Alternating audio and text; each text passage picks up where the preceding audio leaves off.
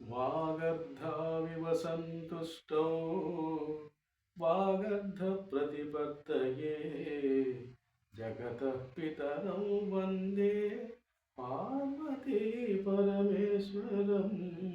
వందే పార్వతీ పరమేశ్వరం.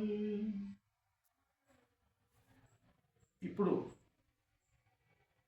ఫిబ్రవరి 17వ తేదీ రోజు అమావాస్య. ఆ రోజు మంగళవారం కూడా అవుతుంది. ఆ రోజు రాహుగ్రస్త సూర్యగ్రహణం. అంటే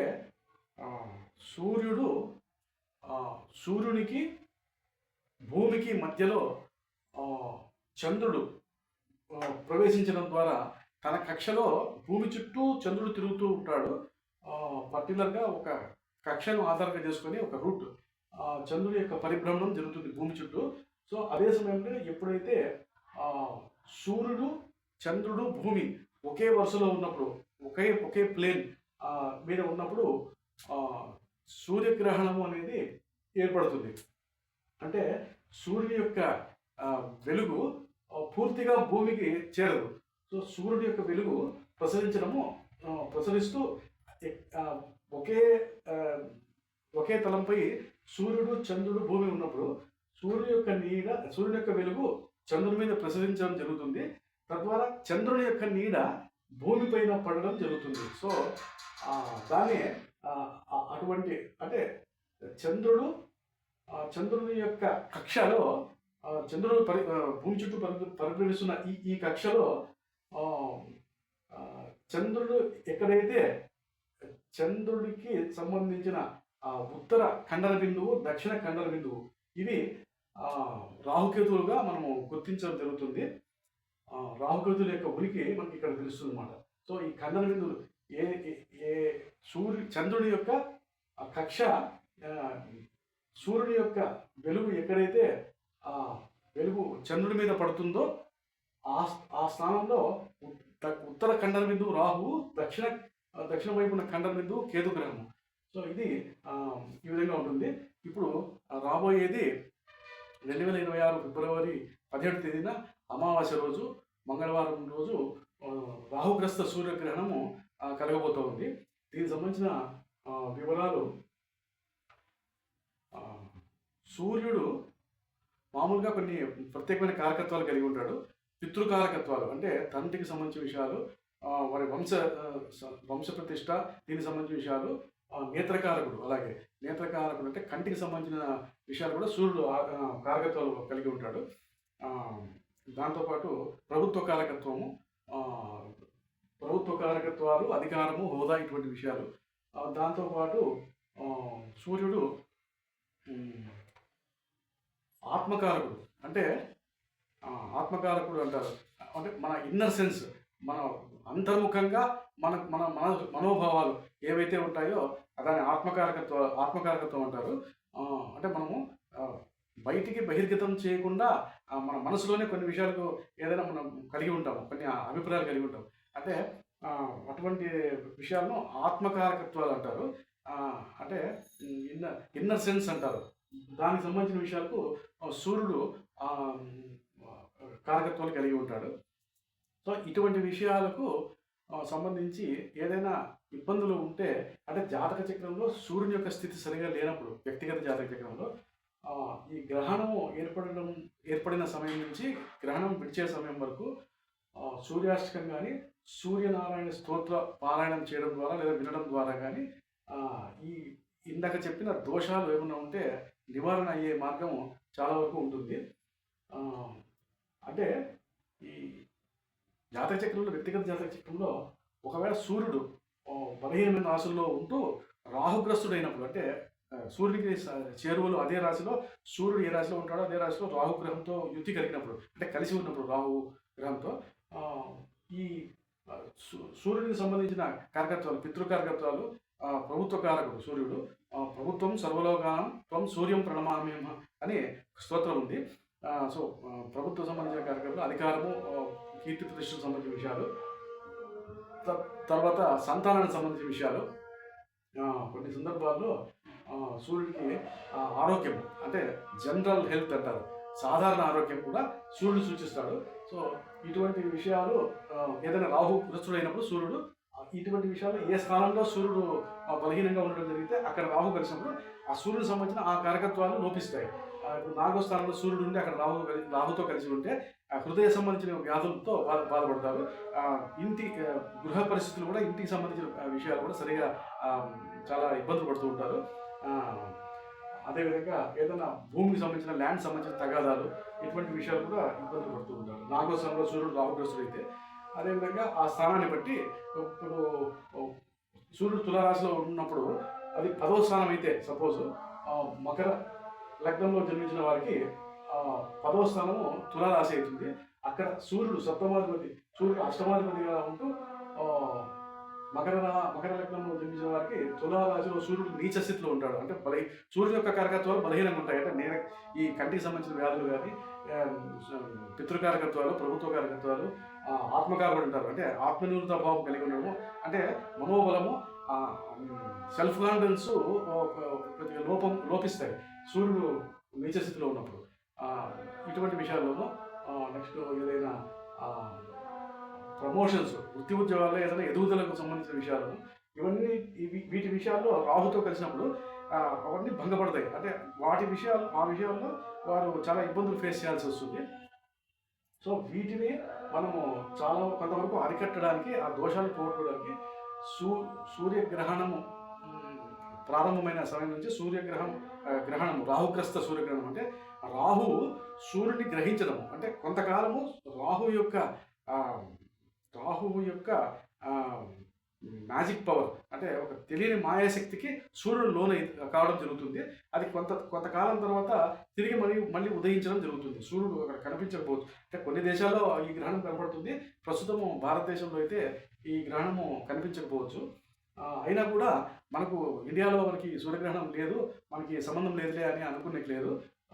ఎందుకంటే అది ప్రపంచవ్యాప్తంగా విశ్వాంతరాళంలో ఎక్కడ సూర్యగ్రహణం ఏర్పడినా కూడా దాని ఫలితాలు మనకు ప్రత్యక్షంగానో పరోక్షంగానో మానవ జీవితం మీద దాని ప్రభావం కలిగి ఉంటుంది, ఖచ్చితంగా నిర్దిష్టంగా కలిగి ఉంటారు. సో అందుకని ఈ సూర్యనారాయణకి సంబంధించిన దోషాలు ఏమైనా పోగొట్టుకోవడానికి, పితృ దోషాలు కానీ, ఆ విధంగా ఏదైనా దోషాలు హరింపజేసుకోవడానికి ఆ గ్రహణం ప్రారంభ సమయం నుండి అంత్య సమయం వరకు దేవతోపాసన, ఏదైనా హోమాది కార్యక్రమాలు కానీ, జపము, చాంటింగ్ ఆఫ్ మంత్ర, అంటే ఏదైనా మనకు తెలిసిన ముఖ్యమైన స్తోత్రాలు, ఇష్టదైవం ఏదైనా దైవానికి సంబంధించిన స్తోత్ర పారాయణం చేయడం ద్వారా కానీ, ఏదైనా చాంటింగ్ చేయడం ద్వారా దీనికి సంబంధించిన దోషాలు చాలా వరకు నివారణ కలుగుతాయి. ఉదాహరణకు ఆ గ్రహణం పట్టిన సమయం నుంచి గ్రహణము విడిచే వరకు సూర్యుడికి సంబంధించిన ముఖ్యమైనది అంటే సూర్యాస్తమయం మనకు అది సూర్యుడు కనిపించకపోవచ్చు, కానీ సాయం సమయం లోపల సంధ్య అంటారు, సంధ్యాకాలం సాయంత్రం 6 గంటల లోపల సూర్యుడికి సంబంధించి ఒక ముఖ్యమైన శ్లోకం ఉంది. ఈ రవిగ్రహానికి సంబంధించిన దోష నివారణకు సంబంధించి అది అర్ఘ్యం వదులుతూ రాగి పాత్రలో దోసిట్లో నీళ్లు తీసుకొని ఈ మంత్రాన్ని జపించిన తర్వాత ఆ వీటిని రాగి పాత్రలోకి వదిలివేయాలి. అది దీనికి సంబంధించిన ప్రొసీజర్. అప్పుడు నేను చెప్పిన విధంగా మంత్రము పఠిస్తూ లేదా వింటూ అర్ఘ్యం వదలడం ద్వారా సూర్యుడికి సంబంధించిన దోషాలు చాలా వరకు అరికట్టవచ్చని జ్యోతిశాస్త్రం చెప్పబడి ఉంది. ఆ మంత్రము ఓం జయ సదా సవిత్రమండల మధ్యవర్తి నారాయణ సరసిజాత సన్నిహిష్ట కేయూరవాన్ మకరకుండలవాన్ కిరీటధారి హిరణ్మయవపు ధృతశంఖచక్ర నమ సవిత్రే జగదేకచక్షుషే జగత్ప్రసూతి స్థితినాశహేతవే త్రయీమయాయ త్రిగుణాత్మధారిణే విరించి నారాయణ శంకరాత్మనే. ఈ మంత్రాన్ని కనీసం ఒక 10 సార్లు వినడం ద్వారా కానీ, పఠించడం ద్వారా కానీ అర్ఘ్యం వదిలితే మనకు ఈ గ్రహణ కాలంలో మనకు ఎంతో పుణ్యం సంపాదించుకోవచ్చు. దాంతో పాటు ఏదైనా దోషాలు కలిగి ఉంటే రవిగ్రహానికి సంబంధించి, ఇందాక జాతక చక్రంలో ఏదైనా రవికి సంబంధించిన రాహుగ్రస్తులు కావడం కానీ, సూర్యుడు శత్రు క్షేత్రాల్లో నీచ స్థితిలో ఉండడం ద్వారా ఏదైనా సూర్యుడి యొక్క దోషాలు కలిగి ఉంటే వాటిని మనము పోగొట్టుకునే అవకాశం కలిగి ఉంటాము. ఇది సూర్యగ్రహణానికి సంబంధించిన ముఖ్యమైన విషయము. కేతువు సంబంధించి మరి కొన్ని విషయాలు దీని గురించి చర్చించాల్సి ఉంది. గత వీడియోలో నేను రాహు గురించి చర్చించడం జరిగింది. ఈ కేతు గ్రహానికి సంబంధించి ఒక్కొక్క సందర్భంలో జన్మలగ్నంలో కేతు ఉంటే ఏ విధమైన ఫలితాలు ఉంటాయి మనకు, అదేవిధంగా ఒక్కొక్క జన్మలగ్నం నుంచి ఒక్కో స్థానంలో కేతు స్థితి పొందినప్పుడు ఏ విధమైన ఫలితాలు ఉంటాయని కొన్ని విషయాలు నేను వివరించదలిచాను. ఇప్పుడు కేతు జన్మలగ్నంలో స్థితి పొంది ఉన్నప్పుడు గత జన్మలో అంటే గత జన్మకు ఈ కేతు గ్రహానికి చాలా సంబంధం కలిగి ఉంటాడు. అంటే ఏదైనా గత జన్మకు సంబంధించిన పెండింగ్ అంటారు బ్యాలెన్స్, ఏదైనా కోరికలు కానీ మనం చేయాల్సిన కార్యక్రమాలు చేయకుండా తను చాలించి ఉంటే గత జన్మలో దానికి సంబంధించిన లింక్ అనమాట. ఈ జన్మలో మనకు లింకప్ చేయడానికి కేతు గ్రహం తోడ్పడతాడు అనమాట. ఏదైనా కోరికలు తీరని కోరికలు ఉంటే అవి తీర్చుకోవడానికి జన్మలగ్నంలో కేతు ఉంటే వాటిపైన ఆసక్తి ఉంటుంది. మనకు గత జన్మలో మనం ఏ జన్మ తీసుకున్నామనే మనకు తెలియకపోవచ్చు, కానీ ఈ జన్మలో గత జన్మకు సంబంధించిన స్మృతులు, వాటికి సంబంధించిన కోరికలు కానీ దానికి సంబంధించిన విషయాలు మనం ఈ జన్మలో దానిపైన ఆసక్తి కలిగి ఉంటారు. అదేవిధంగా ఆధ్యాత్మిక చింతన కొద్దిగా ఎక్కువగా ఉంటుంది. జన్మలగ్నంలో చంద్రుడు జన్మలగ్నాన్ని అనుసరించి లగ్నంలో కేతు గ్రహం స్థితి పొంది ఉంటే ఆధ్యాత్మిక చింతన ఎక్కువగా ఉంటుంది. వీరు ఇంట్రావర్ట్ అంటారు, అంటే అంతర్ముఖులుగా ఉంటారు. ఎక్కువ వారి సంబంధించిన విషయాలు వ్యక్తపరచరు బహిర్గతంగా, ఏదైనా కానీ మనసులోనే ఉంచుకొని ఉంటారు. తర్వాత కేతు గ్రహము తల్లికి తండ్రిని సూచిస్తాడు, అంటే మాతామహుడు అంటారు. తల్లి గారికి యొక్క తండ్రిని సూచిస్తాడు. కేతు గ్రహం జాతక చక్రంలో మంచి పొజిషన్లో ఉంటే, అంటే మంచి స్థితి కలిగి ఉంటే వారి యొక్క తల్లికి సంబంధించిన తండ్రి గారు మంచి పదవులో అలంకరించడం కానీ, లేకపోతే ఏదైనా మంచి మంచి సేవా కార్యక్రమాలు చేసిన వ్యక్తిగా మనము దీంట్లో జాతక చక్రంలో తెలుస్తుంది. అదేవిధంగా వీరు ఎక్కువగా మాట్లాడరు. ధనం మీద కూడా పెద్ద ఆసక్తి ఉండదు. డబ్బుకు సంబంధించిన సంపాదన సంబంధించి కూడా మితిమీరిన ఆశ కలిగి ఉండరు. వీరు ఏకాంతం కోరుకుంటారు, అంటే లోన్లీనెస్ అంటారు. ఎక్కువ వారు ఎవరితోనూ ఎక్కువగా కనివిడిగా ఉండరు, ఏకాంతంగా ఉంటారు. జాతకంలో జాతకంలో సూర్యుడి స్థితి సరిగా లేకపోతే, సూర్యుడు ఇందాక చెప్పినట్టు నీచ స్థితిలో కానీ శత్రుక్షేత్రాల్లో కానీ బలహీనంగా ఉన్నప్పుడు ఉంటే, దృష్టిలోపం రెండవ స్థానంలో కేతువు ఉన్నప్పుడు, జన్మలగ్నం నుంచి రెండవ స్థానము ధనవా కుటుంబ స్థానం అంటారు, అది కన్నుకు సంబంధించిన విషయాలు కూడా తెలియజేస్తుంది. సో కేతు గ్రహం అక్కడ స్థితి పొందినప్పుడు జన్మజాతకంలో సూర్యుడు కూడా సరిగా లేనప్పుడు దృష్టిలోపాలు కలిగి ఉంటారు. ఒక కన్ను అంటే కుడి కన్ను డ్యామేజ్ అయ్యే అవకాశం కూడా ఎక్కువగా ఉంటుంది. తర్వాత ఆకలిని ఎక్కువగా భరించలేరు, ఎక్కువసేపు వారు సస్టైన్ చేయలేరు, ఎక్కువ తట్టుకోలేరు. రకరకాల విచిత్రమైన ఆహార పదార్థాల మీద ఆసక్తి కలిగి ఉంటారు. అంటే జిహ్వచపలత అంటారు, అంటే జిహ్వచాపల్యం చాలా విచిత్రంగా ఉంటుంది వారికి రెండవ ఇంట్లో కేతు స్థితి పొందడం ద్వారా. ఒకవేళ బృహస్పతి జన్మజాతకంలో బృహస్పతి స్థితి బాగుంటే, వారి జన్మజాతక ప్రకారం రెండవ స్థానం మీద గురుదృష్టి ఉంటే, దేవాలయాలు, ధార్మిక సంస్థలు ఆశ్రమాలు నిర్మించడము, ఏదైనా కన్స్ట్రక్షన్స్ చేసి ఉచిత సేవా కార్యక్రమాలు నిర్వహించి తద్వారా ఎంతో పేరు ప్రఖ్యాతలు సంపాదిస్తారు. ధనస్థానాధిపతి ఒకవేళ బాగలేకపోతే, అంటే రెండవ స్థానాధిపతి సరిగా నీచ స్థితిలో కానీ దాని స్థితిగతులు సరిగా లేకపోతే పేకాట, జూదము, బెట్టింగ్, వ్యసనాలు, ఇతరులను మోసం చేయడం ద్వారా ఏదైనా లబ్ధి పొందడం వంటివి కలిగి ఉంటారు. అంటే వ్యసనాల మీద ఆసక్తి ఎక్కువ కలిగి ఉంటారు ఈ రెండవ స్థానాధిపతి సరిగా లేనప్పుడు. అదేవిధంగా మూడో స్థానంలో కేతు స్థితి పొంది ఉంటే కనిష్ట సోదరులతో రిలేషన్స్ సరిగా ఉండవు. తర్వాత పుట్టిన వారితో అన్నలు కానీ సోదరులతో కనిష్ట సోదరులతో సరైన రిలేషన్స్ ఉండవు. వారిలో ఒకరికి తీవ్రమైన అనారోగ్య సూచనలు కూడా కలిగే అవకాశాలు ఉంటాయి. మొత్తం మీద వారి భ్రాతృ కార్యకర్తలు సరిగా ఉండవు, అంటే అన్నదమ్ములకు అక్కచెల్లెలకు సంబంధించి కార్డియల్ రిలేషన్స్ ఉండవు అనమాట. నెక్స్ట్ గొంతుకు సంబంధించిన, చెవులకు సంబంధించిన అనారోగ్యాలు కూడా తరచుగా వాళ్ళని బాధిస్తుంటాయి. కేతు గ్రహ దశ వచ్చినప్పుడు కానీ, ఇతర మహర్దశలో కేతు అంతర్దశలు వచ్చినప్పుడు కానీ ఈఎన్టీ ట్రబుల్స్, అంటే చెవి, ముక్కు, గొంతు సంబంధించిన సమస్యలు వారు ఇబ్బంది పడుతూ ఉంటారు. అదేవిధంగా ప్రయాణాల్లో కూడా ఏదో ఒక హర్డల్స్, అంటే ఆటంకాలు ఎదుర్కొంటూ ఉంటారు. ఏదైనా షార్ట్ జర్నీస్, ప్రయాణాలు చేసినప్పుడు కూడా కేతు గ్రహం తృతీయ స్థానంలో ఉంటే అనవసరంగా తెలియని కారణంతో ఏదైనా మనం వెళ్ళే వాహనము ఇంజన్ ఆగిపోవడము, ఏదో తెలియని సమస్య రావడము, ఇటువంటివి కలుగుతూ ఉంటాయి. కేతువు తృతీయ స్థానంలో ఉన్నప్పుడు తృతీయాధిపతి కూడా సరిగా మంచి స్థానంలో లేకపోతే, ఒకవేళ తృతీయ స్థానం పైన గురు దృష్టి కానీ ఏదైనా శుభగ్రహాలు శుక్ర, గురు, బుధ ఇటువంటి గ్రహాల దృష్టి ఉన్నప్పుడు ఏదో ఒకవేళ ఆ సమయానికి ఏదైనా డిస్టర్బెన్స్ జరిగినా కూడా జర్నీలో ఆ సమయానికి ఏమైనా మనకు దానికి సంబంధించిన మరమ్మతులు చేసే మెకానిక్ సమీపంలో లభించడము, లేకుంటే ఏదైనా ఇటువంటి ఏదైనా సపోర్ట్ దొరకడం ద్వారా ఆ ఇబ్బంది నుంచి కొంతవరకు బయటపడుతుంటారు. శుభగ్రహాల దృష్టి కేతు గ్రహం మీద ఉంటే తృతీయ స్థానంలో కేతు ఉన్నప్పుడు ఈ విధంగా ఉంటుంది. తర్వాత మీరు తీర్థయాత్రలు ఎక్కువగా చేస్తుంటారు. తృతీయ స్థానంలో కేతు స్థితి పొందినప్పుడు జన్మజాతకంలో కేతువుకు గురుదృష్టి ఉంటే మంచి సద్గురువుల యొక్క ఉపదేశం కూడా కలుగుతుంది. సద్గురువులు అంటారు అంటే నిజమే చాలా మంచి దైవాంశ కలిగిన గురువుల యొక్క ఉపదేశము, వారి యొక్క మార్గనిర్దేశంలో మీరు ఎన్నో విషయాలు తెలుసుకుంటారు. తద్వారా జీవితంలో ఎన్నో ఉన్నతమైన ఫలితాలు వారు అనుభవిస్తారు. అదేవిధంగా 4వ స్థానంలో కేతు ఉన్నప్పుడు ఒకవేళ చంద్రగ్రహం సరిగా లేకపోతే వారి జన్మజాతకంలో చంద్రగ్రహము ఏదో నీచ స్థితిలో ఉండడము, చంద్రుడు మామూలుగా వృశ్చిక రాశిలో నీచలో ఉంటాడు. అదేవిధంగా మకర కుంభ రాశుల్లో కానీ, మిథున కన్యా రాశుల్లో కానీ, తులారాశి ఇటువంటి రాశుల్లో చంద్రుడు స్థితి పొంది ఉన్నప్పుడు అది 4వ స్థానం అయితే చంద్రుడికి, అటువంటిప్పుడు ఈ కేతువు చంద్రుడితో కలవడం ద్వారా లేదా రాహుతో కలవడం ద్వారా వీరికి ముఖ్యంగా కేతువు ఇచ్చే ఫలితాలు ఈ విధంగా ఉంటాయి. తల్లితో సరైన అటాచ్మెంట్ ఎక్కువగా ఇబ్బంది పడుతూ ఉంటారు.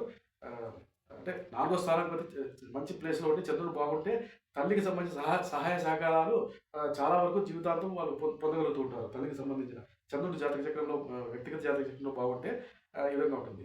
4వ స్థానంలో ఉన్న గ్రహం 4వ స్థానాధిపతి చతుర్థాధిపతి అంటారు. అటువంటి సరిగా లేనప్పుడు స్థిర నివాసం ఉండదు. ఎక్కడైనా కానీ వారు ఒక చోట స్థిరంగా నివాసం ఏర్పరచుకోలేరు. ఇల్లు ఊరికే అనవసరంగా అవసరం ఉన్నా లేకుండా ఎప్పుడు ఇల్లు మారుస్తూ ఉంటారు. అద్దె ఇల్లు అయితే ఎప్పుడు యజమానులతో గొడవ పడుతూ ఉంటారు. లేదా ఒకవేళ సొంత ఇల్లు కలిగిన ఇతర గ్రహాలు శుభగ్రహాల దృష్టి 4వ స్థానాధిపతి బాగున్నా కూడా ఏదైనా కేతుగ్రస్తుడైనప్పుడు కేతు గ్రహంతో కలిసినప్పుడు వాటి పరస్పర దశాంతర దశల్లో సొంత ఇల్లు ఉన్నా కూడా అది ఇతరులకు ఆశ్రయానికి ఇచ్చేసి వారు ఇంకో ఇంటికి వెళ్ళిపోతుంటారు. సో గృహ సౌఖ్యం తక్కువగా ఉంటుంది, మొత్తం మీద మనశ్శాంతి ఉండదు. ఇల్లు ఒకవేళ నిర్మించినా కూడా స్వగృహం నిర్మించుకున్నా అందులో ఎక్కువ ఉండలేదు, దాన్ని కోల్పోవాల్సి రావచ్చు కొన్ని సందర్భాల్లో. ఇది 4వ స్థానాధిపతి బాగలే పరిస్థితులు అంటే వీక్గా ఉన్నప్పుడు కేతు గ్రహం 4వ స్థానంలో ఇచ్చే ఫలితాలు. అదేవిధంగా పంచమ స్థానం పంచమాధిపతి 5వ స్థానాధిపతి మంచి ప్లేస్ మంచి స్థితి కలిగి ఉంటే జాతక చక్రంలో జన్మజాతకంలో పంచమాధిపతి ఉచ్చస్థితిలో కానీ స్వక్షేత్రాల్లో కానీ మిత్రగ్రహాలతో కలిసి ఉంటే కేతువు 5వ ఇంట్లో పంచమ స్థానంలో ఉన్నప్పుడు సంతానం వల్ల మంచి లబ్ధి పొందుతారు. సంతానము మంచి భవిష్యత్తును కలిగి ఉంటారు. శుభగ్రహ దృష్టి ఉంటే పంచమ స్థానం మీద కానీ పంచమ స్థానాధిపతి సరైన శుభగ్రహాలతో కలిసినప్పుడు. అదేవిధంగా ఒకవేళ కేతు గ్రహం పంచమస్థానంలో ఉన్నప్పుడు ఒకవేళ పంచమాధిపతి సరైన స్థితిలో లేనప్పుడు సంతానం కలిగిన అంగవైకల్యము లేదా బుద్ధిమాంద్యం కలిగిన సంతానం కలగడము, లేక ఏదైనా అంటే ఇతర చెడు మార్గాల ద్వారా ఏదైనా ఆలోచనలు కలిగి ఉండడము, అంటే ఏదైనా అసాంఘిక కార్యకలాపాల మీద వీరికి ఆసక్తి కలిగి ఉండడం ఇటువంటివి జరుగుతూ ఉంటాయి. పంచమాధిపతి 5వ స్థానాధిపతి శుభగ్రహాలతో కలిసి ఉంటే పూర్వపుణ్యం వలన ఏదైనా జీవితంలో పెద్ద పెద్ద ఆపదలు ఏదైనా వచ్చినప్పుడు వాటి నుండి వారి ప్రమేయం ఉన్నా లేకుండా ఆ శుభగ్రహాల యొక్క ప్రభావం వల్ల బయటపడుతూ ఉంటారు. పంచమాధిపతి శుభగ్రహాలతో కలిసిన పంచమ స్థానంలో శుభగ్రహం కేతుతో కలిసి ఉన్న ఈ విధమైన శుభ ఫలితాలు కనబడుతూ ఉంటాయి. పెద్ద పెద్ద ఆపదల నుంచి బయటపడతారు. సంతానం బాగా వృద్ధిలోకి వస్తారు. బృహస్పతి యొక్క దృష్టి పంచమ స్థానం మీద ఉన్నప్పుడు ఒకవేళ కేతు పంచమ స్థానంలో స్థితి పొందినా కూడా సంతానం యొక్క విషయాలు చాలా బాగా రాణిస్తాయి. అంటే సంతానం బాగా వృద్ధిలోకి వస్తారు. వారి యొక్క ఆరోగ్యం కూడా చక్కగా ఉంటుంది. ఈ విధంగా ఉంటుంది.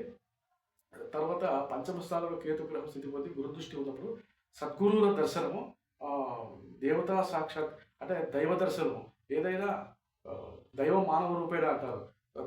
దైవశక్తి దైవానుగ్రహానికి సంబంధించి ఏదైనా ఇతర వ్యక్తుల ద్వారా కానీ ఇంకొకరి ద్వారా కానీ వారి యొక్క అనుగ్రహానికి వీళ్ళు పాత్రలవుతారు. దైవానుగ్రహం కలిగి ఉంటారు. బృహస్పతి యొక్క దృష్టి కేతు గ్రహం మీద ఉన్నప్పుడు ఒకవేళ కేతు పంచమ స్థానంలో స్థితి పొంది ఉన్నప్పుడు సరైన మార్గనిర్దేశం కలిగించే సద్గురువుల యొక్క దర్శనము, వారి యొక్క మార్గనిర్దేశం ద్వారా మీరు కష్టాలు, ఇబ్బందుల నుండి గట్టెక్కడము జరుగుతుందన్నమాట. జీవితంలో ఎన్నో ఉన్నత స్థానాలు అధిరోహిస్తారు. ఆధ్యాత్మిక చింతన, భక్తిభావం ఎక్కువగా ఉంటుంది. ఎక్కువ ఇటువంటి వ్యవహారంలో ఆసక్తి కలిగి ఉంటారు, ఆధ్యాత్మిక విషయాలు. అదేవిధంగా 6వ స్థానంలో కేతు స్థితి పొందినప్పుడు, 6వ స్థానాధిపతి పాపస్థానంలో ఉన్నప్పుడు కానీ, నీచ స్థితిలో ఉన్నప్పుడు కానీ 6వ స్థానాధిపతి శుభగ్రహాలైన గురు, శుక్ర, బుధ, చంద్రగ్రహాలు బలహీనంగా ఉన్నప్పుడు కూడా జీవితంలో అనేక కష్ట నష్టాలకు గురవుతారు. ఈ కేతు గ్రహం 6వ స్థానంలో ఉన్నప్పుడు, కేతు అంతర్దశ కానీ కేతు మహర్దశ వచ్చినప్పుడు ఇది 6వ స్థానం మామూలుగా శత్రు రోగ రుణాలను తెలియజేస్తుంది. శత్రువులు, అంతర్గత శత్రువులు, ఇటువంటి విషయాలు. సో వాళ్ళకి మిత్రులుగా కనిపిస్తుంటారు బయట, కానీ వాళ్ళు శత్రుత్వం కలిగి ఉంటారు. వారి ద్వారా ఎన్నో ఇబ్బందులు వీరు అనుభవిస్తారు. రోగ అంటే వ్యాధులకు సంబంధించి కూడా రోగ నిర్ధారణ, కేతు గ్రహము కొన్ని వ్యాధులు ఏ విధంగా ఇస్తుందంటే, రోగ నిర్ధారణ పరీక్షల్లో కూడా ఫలానా వ్యాధి అని మన నిర్ధారణకు రారు.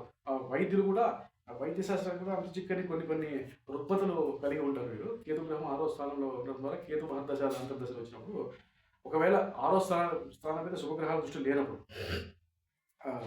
విచిత్రమైన ఆరోగ్య సమస్యలు కలిగి ఉంటారు. 2-3 రకాల మల్టిపుల్ డిసీజెస్ అంటారు. ఒకే సమయంలో 2-3 రకాల సర్జరీలు జరగడము.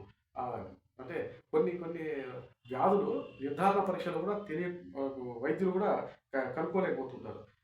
ఈ విధంగా కేతుగ్రహం ఫలితం ఇస్తుంది 6వ స్థానంలో ఉన్నప్పుడు. ఈ విధంగా రోగ నిర్ధారణ పరీక్షలకు కూడా అంతుచిక్కని వ్యాధులకు గురి అవుతూ ఉంటారు. అదేవిధంగా 8వ స్థానంలో ఉన్నా కూడా కొన్ని ఇబ్బందులు పడుతూ ఉంటారు. కొన్ని గండాలు అంటే జర్నీస్లో కానీ, ప్రయాణాలు కానీ ఏదైనా ఇబ్బందులు అనుభవిస్తూ ఉంటారు. యాక్సిడెంట్స్కి గురి కావడము, ఇటువంటివి జరుగుతూ ఉంటాయి. సో ఇది కేతు గ్రహానికి సంబంధించిన కొన్ని ముఖ్యమైన జాతక చక్రంలో జన్మలగ్నం నుంచి కేతు ఏ స్థానంలో ఉంటే ఎటువంటి ఫలితాలు కలుగుతాయనే విషయం మీద కొన్ని ముఖ్యమైన విషయాల గురించి నేను ఇప్పుడు వివరించాను. మరిన్ని ముఖ్యమైన విషయాలు వచ్చే వీడియోలో తెలుసుకుందాము. నమస్తే.